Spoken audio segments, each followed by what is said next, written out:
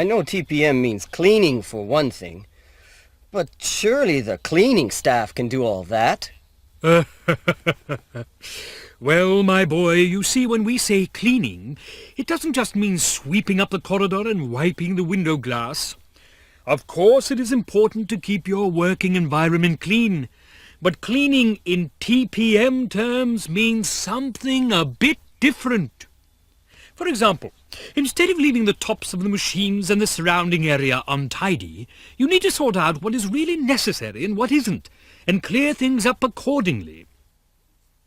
And then you want to avoid scattering splashes of oil and showers of metal filings and dust and all of that, right? After that, you can proceed a bit further and think up some good ideas of how to avoid such things in the first place. That's what cleaning really means. Meaningful cleaning up of the equipment. But why all that cleaning? Precisely.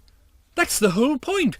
Why is it necessary to pay so much attention to equipment cleaning?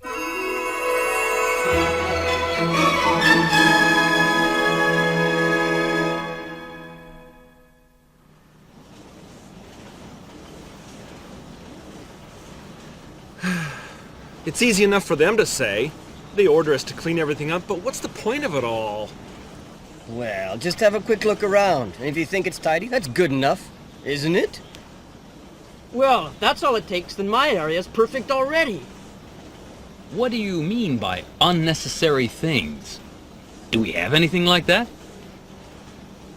Well, what about that pipe behind your bench? You don't use it at all, so it's useless, isn't it? Where? Behind the bench? I haven't looked down there for years. I wouldn't put my hand down there. It's covered in oil and dust. Can't we forget that and check somewhere else? You can't forget about it. You've got to do it sometime, so why not start off with the dirtiest place? What? We'll get all covered in oil and muck around there. I can't meet my girl smelling like a sludge pot. Now, hold on there. Cleaning and all that's okay. But we've been doing things in the same way for a long time. We start changing things around, everything will get completely out of whack. The machines, and me too. But this is a factory, not a hospital. Does it really do any good? Of course, you eliminate the problems. Like magic. That's really great. It's like saying all we have to do is polish the car and we don't have any breakdowns, right? Boy, have we still got a long way to go. Well, gentlemen, TPM is like a magic formula, but only if you work at it.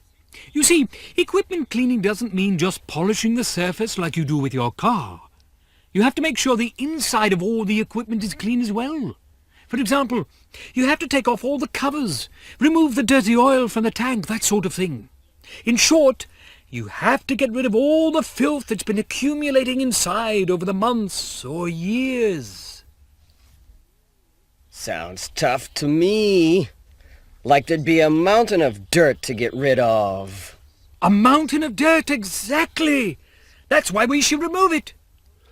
Sure. But the more you use a machine, the dirtier it gets. That's just the way things are, right? Precisely. The way things are with you. But they don't have to be. You're all so used to wallowing in dirt, aren't you? Yeah, but if we clean that much, is it really going to do us any good? Yes, of course it is. You'll stop having accidents and defective products and breakdowns as well. You see, the causes of all those things are hidden away in places you've never taken a proper look at. Under benches, in corners, beneath the machines. Dirt and dust and loose parts and leaks that you haven't noticed. Those are the things behind accidents and bad products and breakdowns. That's why we need proper cleaning, thorough cleaning, not just superficial cleaning. In fact, it could be said that the real meaning of cleaning is checking. Cleaning makes it possible for you to discover exactly what's wrong with your machines. All those loose bolts and dripping oil and so on. Repair and improve all the bad parts and everything will come up roses, I promise you. So cleaning is checking, eh? I see what you mean. Good. You're getting the idea. So let's give it a go, shall we? Clean properly, and you'll be well on the way to achieving 0 accidents, 0 defects, and 0 breakdowns. And I guarantee the day will come when you'll look back and realize what fools you were not to do it earlier.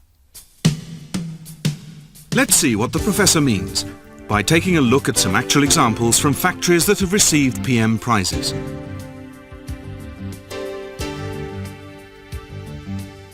In just about any factory, there are bits of equipment that nobody has ever inspected carefully and certainly haven't been cleaned. Oil and metal shavings and dust are all stuck together thickly so that you can't even touch the surface of the machine. Of course, proper cleaning involves getting dirty. In this particular factory, as the cleaning process went on, an unbelievable number of faulty parts emerged, including the loose bolts and oil leaks the professor mentioned. Every problem point was marked with a label, which was only removed once the fault had been fully checked and repaired or improved in some way.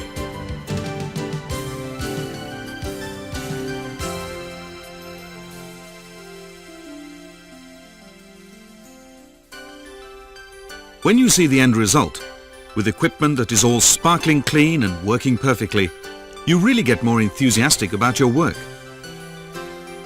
But they didn't just stop at cleaning the outside of the equipment. They got right inside and cleaned all the places that are normally difficult to see and hard to reach. These are the places where oil and sludge easily accumulate. As you can see from these examples, there is a dramatic difference between the before and after situations.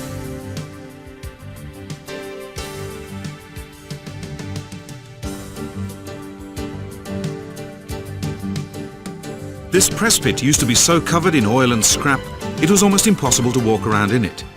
Checking and maintenance had been ignored as well. But as a direct result of the cleaning, all the causes of the dirt could be found and removed, and breakdowns have been largely avoided since then.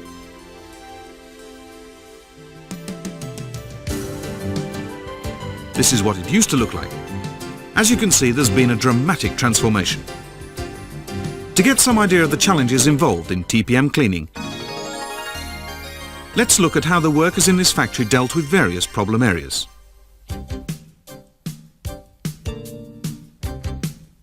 The floor in this section used to be covered in oil and water, so the workers couldn't walk around without wearing special long boots and aprons. Ordinary safety boots wouldn't have lasted more than a month or so.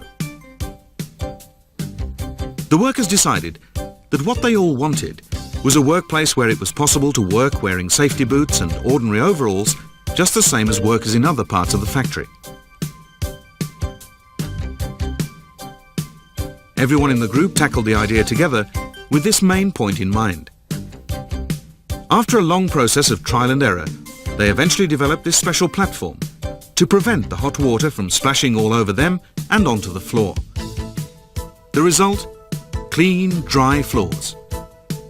Now they can all work in safety boots like everyone else, and they even worry about the slightest drop of water on the floor.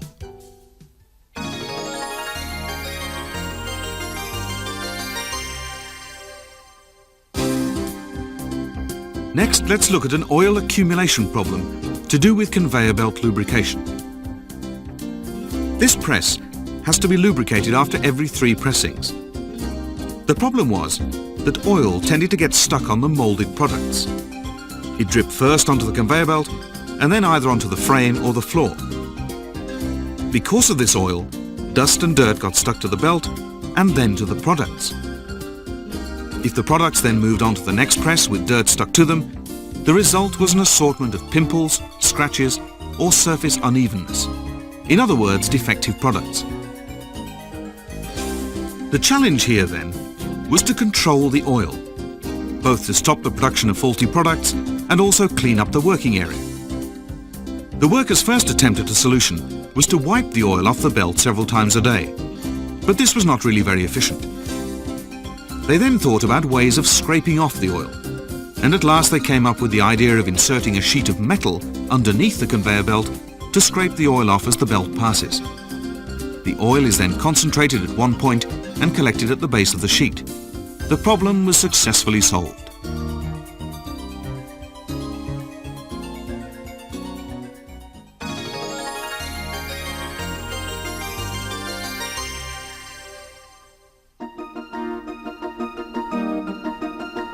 The next example is extremely simple, but it serves to avoid the spread of dirt very effectively.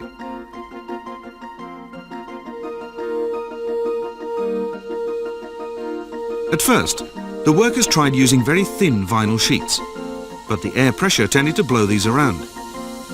They then decided to use stiff plastic sheets instead, with two simple clips at the top to hold them in place. This made it easy to remove the sheets for cleaning as soon as they get dirty. This idea also avoided dirt spreading around the equipment and improved the general look of the workplace. The workers were all very satisfied with their creation.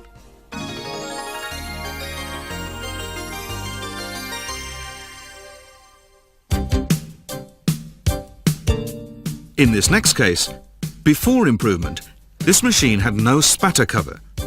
Sparks flew everywhere. This was a particularly dangerous and uncomfortable workplace. The workers suffered a lot from burns on the skin and face, and nobody was very eager to work here at all. But not only that, sparks also flew off onto other equipment and contributed to breakdowns. They sometimes also pitted the surface of products, making them defective.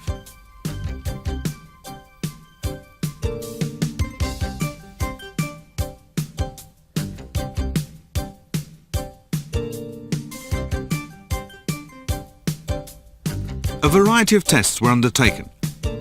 The workers even experimented with cardboard boxes, and eventually a solution was found. This spatter screen was added to the machine to stop the sparks flying. As you can see, it almost completely prevents spatter. Other equipment and products are no longer affected by sparks, nobody suffers burns anymore, and general morale and efficiency have shot up.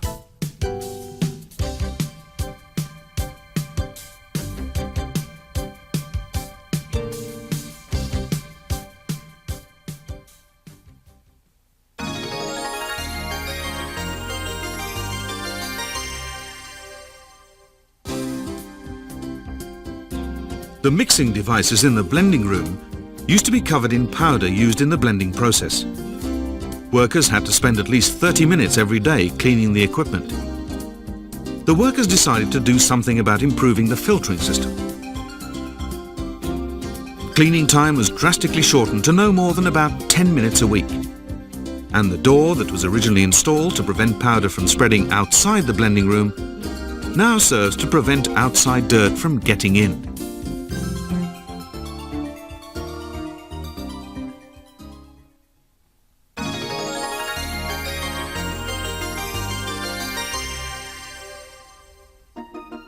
These red lines are known as disposal lines. The idea is that the bin should never be allowed to fill up to the brim and overflow. If the trash reaches the line, it's thrown out immediately. A simple but effective idea. All over the factory, the cleaning equipment is kept clean and ready for immediate use. The important point is that any dirt should be removed as soon as it's spotted. Pretty good stuff, eh? A spanking clean shop floor is possible with some hard thinking and everybody's combined efforts. It's really not that difficult, you know. Just change your way of thinking a bit and get really stubborn when it comes to dirt and mess. My advice is to put some meaning into your cleaning. And the best of luck with it!